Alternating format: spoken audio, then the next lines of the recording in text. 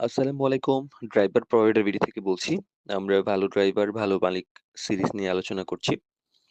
আজকে ২য় তম পর্বে ড্রাইভিং পেশা কি সম্মানজনক পেশা? এই ব্যাপারে আমরা কিছু আলোচনা করার চেষ্টা করব। ড্রাইভিং পেশা কি সম্মানজনক পেশা? এই প্রশ্নে আমাদের সমাজে অনেকের মনে একটা ঘুরপাক খায়।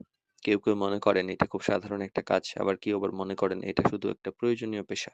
কিন্তু বাস্তবতা কিন্তু ড্রাইভিং পেশার সম্মান নির্ভর করে গাড়ির উপর নয়, বরং মানুষের উপর।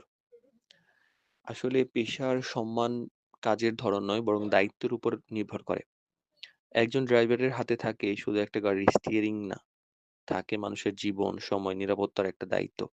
একজন পরিবারের সদস্যের স্কুলে নিয়ে আসা যাওয়া, আবার অফিসে যাতায়াত, অসুস্থ মানুষকে হসপিটালে পৌঁছে দেওয়া, অনেক মালামাল ডেলিভারি করা ইত্যাদি সকল যে দায়িত্ব, এটা কিন্তু ছোট কাজ না।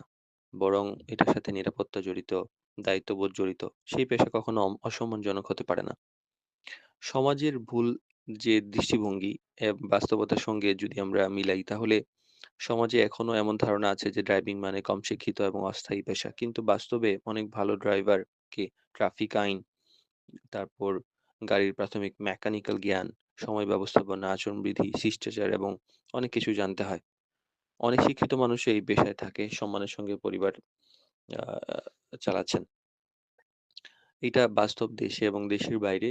মানে আমাদের দেশে হয়তো অনেকে কম শিক্ষিতই অনেক ড্রাইভিং, অনেকে আছে ড্রাইভিং করতে পারেন। কিন্তু উন্নত বিশ্বে এইটার সুযোগ নেই এবং অনেক কিছু জানতে হয়।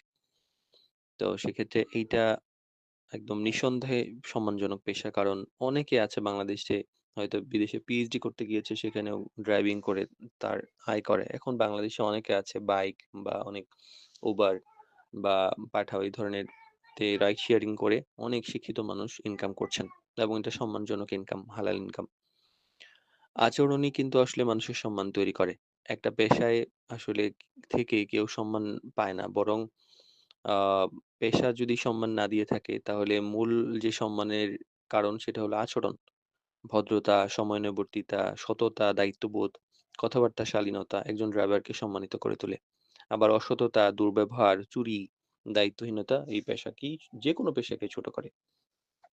ইসলামের দৃষ্টিতে যদি আমরা বলি, ড্রাইভিং আসলে ইসলামের দৃষ্টিতে একটি সম্পূর্ণ হালাল পেশা। এখানে পরিশ্রমের বিনিময়ে উপার্জন করা হয়। যদি একজন ড্রাইভার আমানতদার হয়, তারপরে মালিকের সম্পদ, সময়ের হেফাজত করে, তাহলে এই পেশা অবশ্যই ইবাদতের মর্যাদা পেতে পারে। হালাল রিজিক কখনোই অসম্মানজনক নয়। মালিকের দৃষ্টিভঙ্গির একটা বড় ভূমিকাও কিন্তু এখানে আছে। শুধু ড্রাইভারের আচরণ নয়, মালিকের ব্যবহার, পেশার